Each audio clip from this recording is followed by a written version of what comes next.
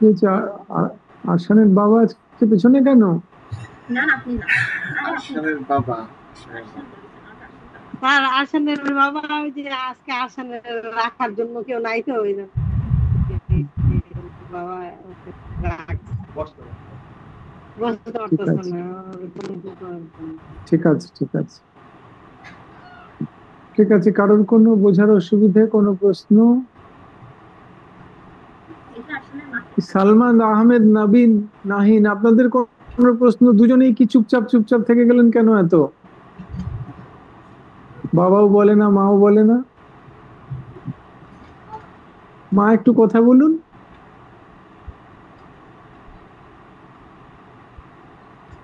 বলুন কথা, কত আর ঢাকবেন, বলুন।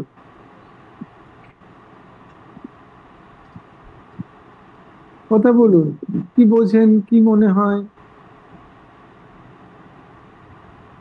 আসসালামু আলাইকুম। ওয়ালাইকুম আসসালাম।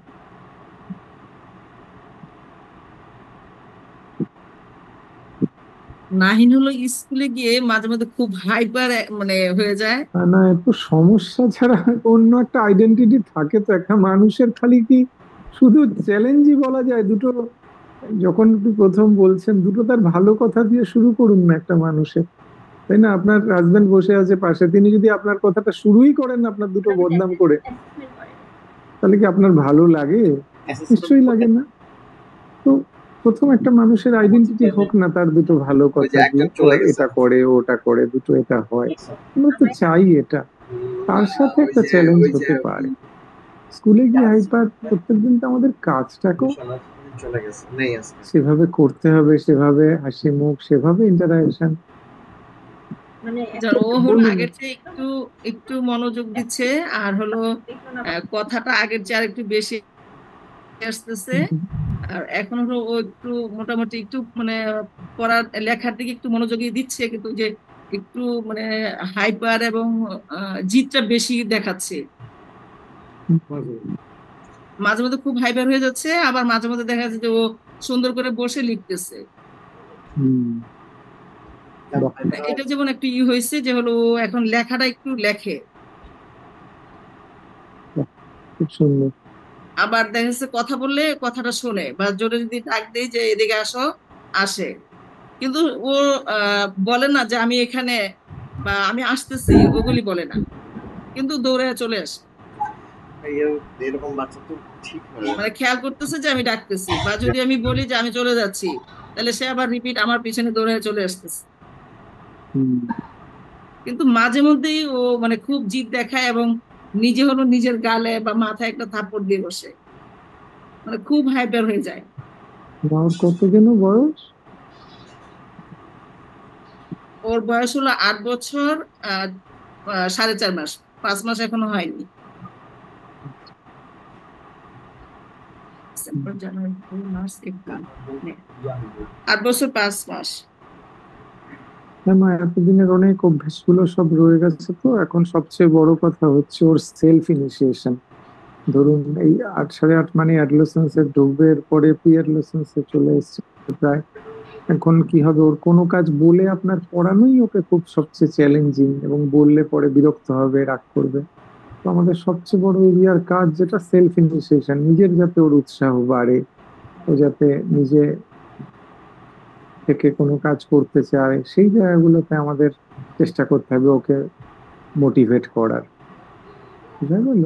মানে পারা না পারা তো ধরুন, আপনি এক্ষুনি বাংলা ভাষায় কথা বললেন আমার সাথে, তো আমি যদি এক্ষুনি আপনার না পারা বলি, তাহলে 16টা ভাষা দিয়ে বলতে পারি, এক্ষুনি আপনি এগুলো পারেন না।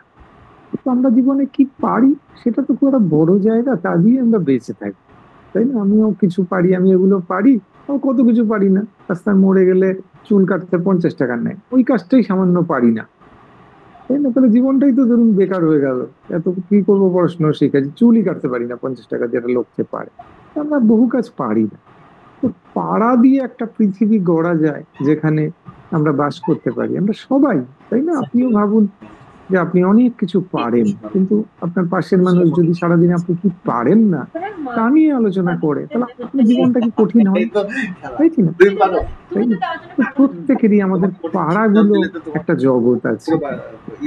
একটা একটু বড় হয়েছে বলে কিছু জিনিস আমাদের চ্যালেঞ্জটা থাকবে, কিন্তু যে জায়গাটা আপনি বলছেন যে কিছু জায়গায় ভালো হয়েছে, এটা কিন্তু খুব বড় জায়গা। আর জেদ কমে যাবে, জেদটা আমাদের কাছে চ্যালেঞ্জ নয় বড়, হ্যাঁ জেদ কমে যাবে।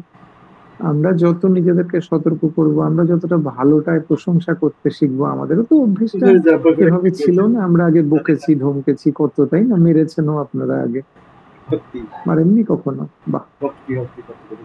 ও যদি না মেরে থাকেন তাহলে শিশুটা নিজেকে আঘাত করতে শিখবে না। কখনো কখনো আমরা কোনো না কোনো ভাবে আঘাত করেছি, আঘাত জিনিসটা আমরা কোনো সময় হয়তো করেছি, তার থেকে প্রথম করেছি এবং তারপরে আবার আমরা না করেছি, সব মিলে তো হয়ে যায়। যাই হোক, কাজটা করবেন, কাজ করতে থাকলে আস্তে আস্তে বেরোবে এটা। হ্যাঁ, হাসি মুখে থাকবেন, একটুখানি হাসেন, বাড়িতে আনন্দ থাকে। দুজনই গম্ভীর নাকি আপনারা, না হাসি মুখে থাকেন? হ্যাঁ, বাবা হাসে কোথায়? একদিন তো হাসি মুখটা একটু দেখতেই পেলাম না, তো হাসুন দেখি আজকে শেষ দিন, হাসি মুখে থাকবে না। খুব এফেক্টিভ, আমি এর আগে দেখিয়েছি বোধহয় কেন এই কথা বলছি। ঠিক আছে, থ্যাংক ইউ সো মাচ। আর কারোর কিছু বলার আছে?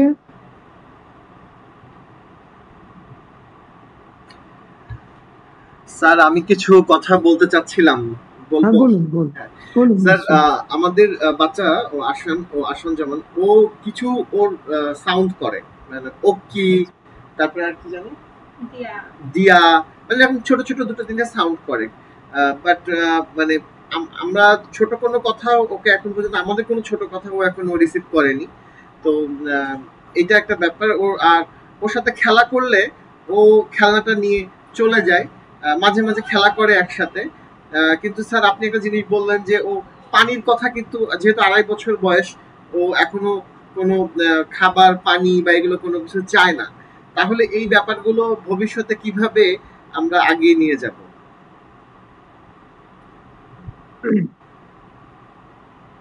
চায়নাটা তো একটা বিরাট বড় বিষয়। চায়নাটা মানে একটা মানুষের কখন কি বলতে ভালো লাগে না ভালো লাগে, সবার তো আমাদের পার্সোনালিটি এক হয় না, তাই না? আমরা অনেকেই কম কথা বলি, বেশি কথা বলি। একটা জিনিস হচ্ছে আমার কথাই বলতে ইচ্ছে করছে না, ঠিক আছে, আমার মনটা খারাপ।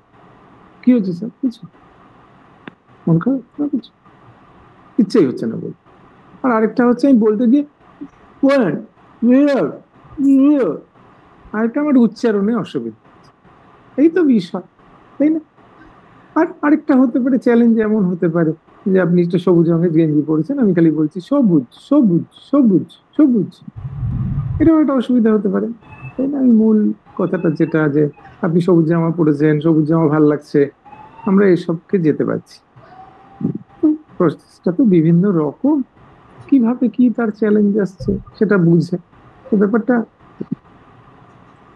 তার মতো করে তাকে বোঝা, যতটুকু সেইটুকু জায়গাতেই তাকে এগোনোর জন্য সাহায্য করা। প্রত্যেকটা শিশুর ব্রেনটার গঠন আলাদা, এটা ব্যাপারটা এরকম যে পারে বা পারে না এরকম নয়, বা তাকে ঠিক করাও যাচ্ছে বলে আমরা করছি না, কাউকে ঠিক করিনি আমরা কোথাও, যে যেটুকু এগিয়েছে কাউকে আমরা ঠিক করিনি, তাকে আমরা তার মতো করে কিছুটা আমরা বিহেভ করেছি যাতে সে কিছুটা এগোতে পেরেছে, এবং পরবর্তীতে বাকিরা যারা আছে তারাও আরো এগোচ্ছে, আরো কাজ করছে।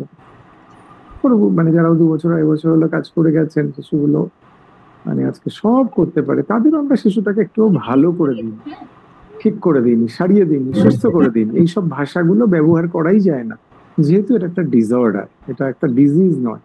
মূল ডিফারেন্সটাই এখানে, তার ব্রেনের গঠনটাই আলাদা। স্যার আরেকটু কথা ছিল স্যার, এটা আসলে ব্যক্তিগত কথা, সেটা হচ্ছে যে আপনাদের যে নেক্সট সেশন যেটা আপনি বললেন 2 বছর 1 বছর ধরে যারা কাজ করছে, এই ক্ষেত্রে স্যার আপনি প্রথম দিন বলেছিলেন যে কারো একজনের বাবা আসতে দেরি করেছিলেন, বলেছিলেন একটা ইবাদত, নামাজ পড়তে দেরি করেছিলেন, আপনি বলছেন এটাও একটা নামাজ বা ইবাদত। সেই ক্ষেত্রে আপনারা একটা মহৎ কাজ করছেন, আমাদের বাচ্চাগুলোকে নিয়ে এগিয়ে যাওয়ার চেষ্টা করছেন, সব বাচ্চাগুলোকে নিয়ে একসাথে। সেই ক্ষেত্রে কিছু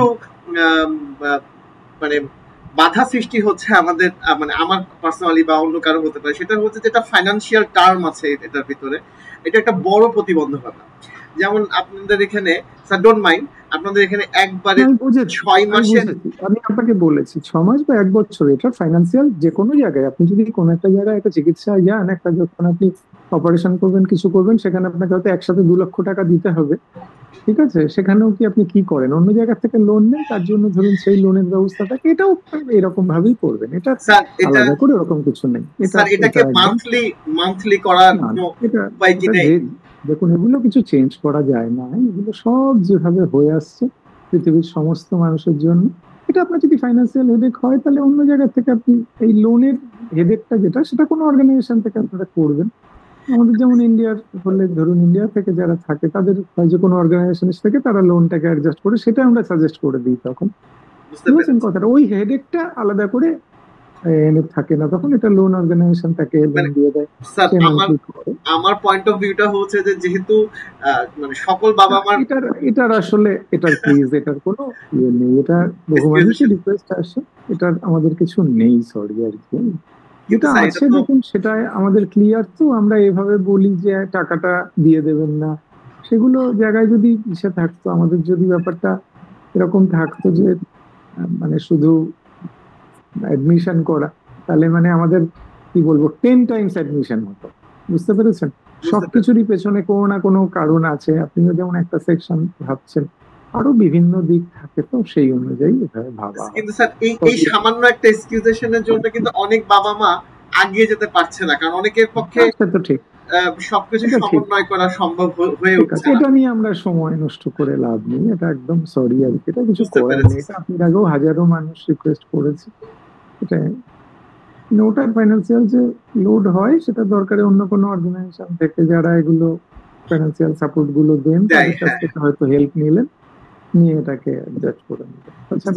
কিন্তু স্যার বাচ্চাগুলো তো আপনাদের সাহায্য বাচ্চাগুলোদেরও প্রয়োজন, এটাও তো অর্গানাইজেশনের একটু মানে বোঝার প্রয়োজন আছে স্যার। কি হয় জানেন তো, এটা আসলে এইভাবে হয়, প্রত্যেকেই আলাদা ভাবে ভাবে। হ্যাঁ, আপনি একভাবে ভাবছেন, আমাদের ক্ষেত্রেও যারা সমস্ত নিয়ম